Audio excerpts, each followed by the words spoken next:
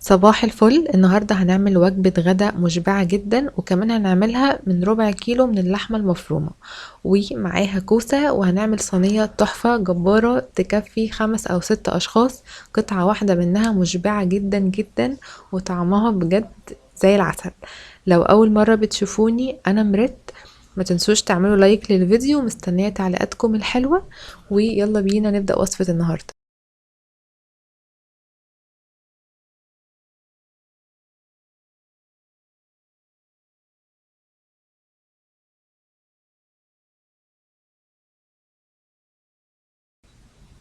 معايا كوسة، يعني مش هحدد لكم الكمية بالظبط. هقطعها لشرايح بالطول بالشكل ده. وبعد ما اقطعها لشرايح بالشكل دوت هبتدي ان انا اشوحها على النار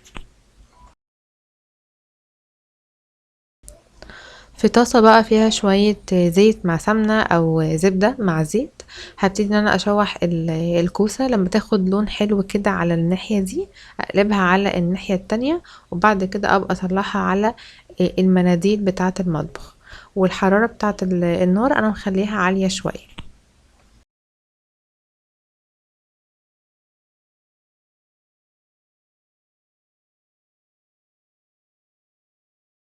بعد كده بقى هرش شوية ملح وشوية فلفل اسمر على الكوسة. في طاسة بقى على نار حطيت شوية سمنة فلاحي كده وحبة زيت، وهبتدي ان انا انزل باللحمة المفرومة الاول. ولما يبتدي يتغير لونها كده هنزل بحوالي كده بصلتين كبار. انا علشان ازود الكمية شوية زودت في البصل، وتقدروا كمان تضيفوا بصل وفلفل اخضر او فلفل الوان، برضو بيدي طعم حلو جدا وجربتها قبل كده.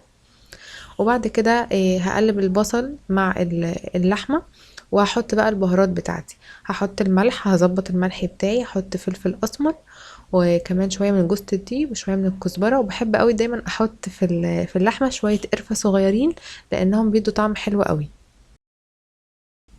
هقلبها بقى وهدي النار شويه، وهغطيها شويه لمده بس كده 3 4 دقايق، وهتكون جاهزه معايا. بعد كده بقى هحضر البشاميل. وللبشاميل فانا حطيت ميكس كده ما بين السمنة برضو والزيت، فحطيت حوالي 3 و4 معالق كده سمنة وشوية من الزيت. ونزلت برضو بالدقيق، يعني انا عملتها بالويم، بس يعني مقدار الدقيق قد مقدار السمنة والزيت، وممكن نزود مثلا معلقة دقيق زيادة كمان. وهنا لما حسيت ان الدقيق اكتر شوية من المواد الدهنية، فزودت شوية زيت صغيرين. وهفضل اقلب كده على نار متوسطة لحد ما الدقيق كده لونه يتغير شوية، ويبتدي كده يعني يبقى ليه ريحة شوية. بهدي النار خالص في المرحلة دي، وبنزل بقى بده حوالي لتر او كيلو يعني من الحليب. انا ضايفه عليه ملح وفلفل اسمر، وهنزل شويه كده بالتدريج في الاول، وبعد كده هنزل ببقيه الكميه. وافضل اقلب بقى بعد كده على نار تكون متوسطة او عالية شوية لحد ما يتقل معايا بالشكل ده. ولو في اي تكتلات في الاخر فانا بضربه بقى ممكن بالهاند بلندر او بمضرب عادي، يعني بالمضرب الكهرباء او اليدوي. هجيب بقى صينية.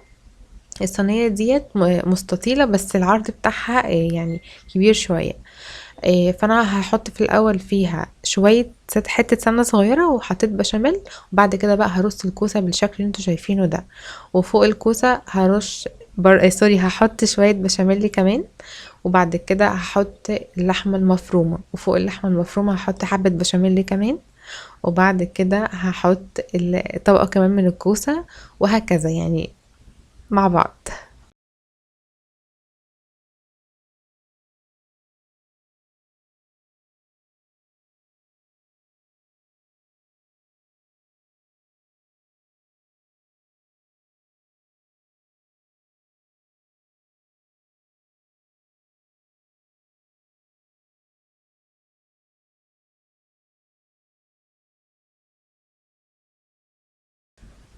في اخر طبقة خالص بقى، ساعات لو عندي قشطة محوشاها كده من وش اللبن بحطها، بتفرق جدا في الطعم.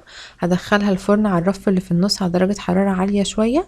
ولما الاقي الجوانب كده ابتدت تاخد لون بطلعها، وبرش عليها كمان جبنة موزاريلا برضو بتبقى حلوة جدا، بس دي اختياري لو مش حابين تضيفوها يعني.